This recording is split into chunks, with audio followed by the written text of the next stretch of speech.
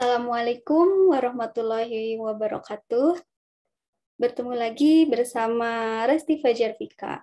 Baik, untuk pertemuan kali ini kita akan membahas tentang kurva pertumbuhan mikroba. Nah, di sini ada capaian pembelajaran, yaitu setelah dijelaskan tentang kurva pertumbuhan mikroba, tentunya diharapkan mahasiswa mampu memahami kurva pertumbuhan mikroba ya, dan juga 4 fase dalam pertumbuhan mikroba. Baik, langsung saja. Nah, apabila populasi mikroba ditumbuhkan pada suatu media biakan baru, maka akan membentuk suatu kurva ya yang digambarkan dengan X itu adalah waktu, kemudian Y adalah pertumbuhan bakteri. Nah, apabila tadi populasi mikroba ditumbuhkan pada media biakan baru, maka akan masuk pada fase lag.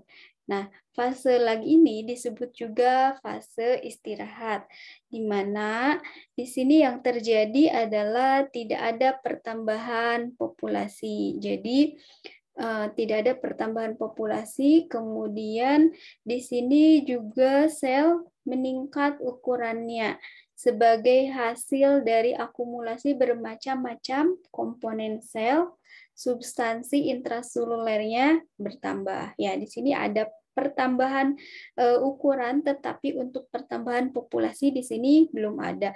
Nah, selanjutnya di sini sel mengalami perubahan dalam komposisi kimiawinya. Ya.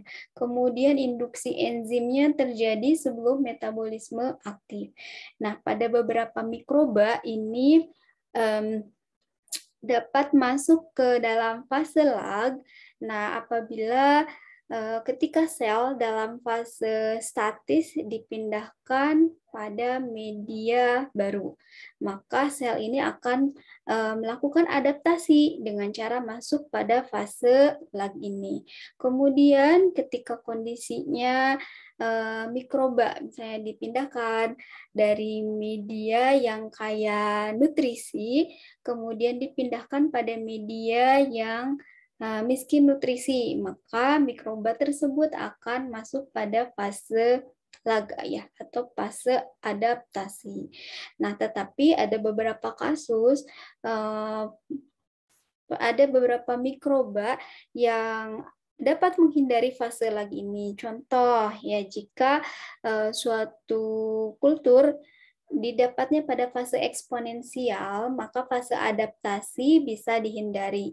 Nah, kemudian ada juga yang lainnya ya, jika sel di media lama ini dalam kondisi fase perbanyakan dan dipindahkan ke media baru yang komposisinya sama dengan media lama, maka ini juga akan menghindari fase lag ya. Jadi dia akan masuk langsung pada fase eksponensial. Baik, selanjutnya, nah di sini adanya fase lag dan lamanya ini tergantung pada bahan indukan. Jadi tergantung dari bakteri ataupun mikroba yang digunakan. Nah, selanjutnya setelah fase lag, maka mikroba akan masuk pada fase eksponensial. Nah, pada fase eksponensial ini yang terjadi adalah laju pertumbuhan bakterinya konstan. Nah, di mana sel ini akan membelah dengan laju yang konstan. Jadi pada fase eksponensial sudah terbentuk pertambahan populasi. Nah, masanya menjadi 2 kali lipat. Kemudian terjadi aktivitas metaboliknya konstan. Nah, di sini merupakan kondisi yang ideal dalam fase eksponensial ini ya. Jadi pada fase ini mikroba cocok ataupun tepat ketika akan digunakan untuk penelitian ataupun misalnya akan dipanen untuk menghasilkan suatu enzim. Nah, di sini kemudian log jumlah sel yang hidup atau viabel terhadap waktu ini digambarkan sebagai kurva linier. Ya, ini yang dimaksud, ini adalah kurva linier. Baik, selanjutnya. Nah, selanjutnya adalah fase stasioner. Nah, fase stasioner ini di mana bakteri yang viabel ini maksimum. Jadi sudah tidak ada pertambahan lagi pertumbuhan ukuran. Kemudian sisanya ini akan konstan. Nah, kemudian yang terjadi juga pada fase stasioner ini adalah laju pertumbuhannya berkurang ataupun tidak ada pertambahan populasi lagi. Kenapa? Karena di sini perkembangan lingkungannya ini tidak menguntungkan lagi.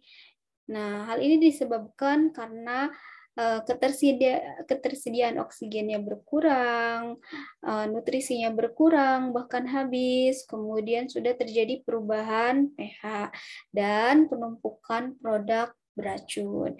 Nah, contohnya produk beracun ini adalah alkohol. Ya, jadi dari hasil dari proses fermentasi, misalnya gula menjadi alkohol, ataupun dari glukosa menjadi asam laktat. Nah, itu menjadi produk-produk yang beracun. Nah, di sini pada fase stasioner ini berkurangnya pertumbuhan dalam populasi diimbangi dengan terjadinya kematian pada laju yang sama, ya, pada stasioner.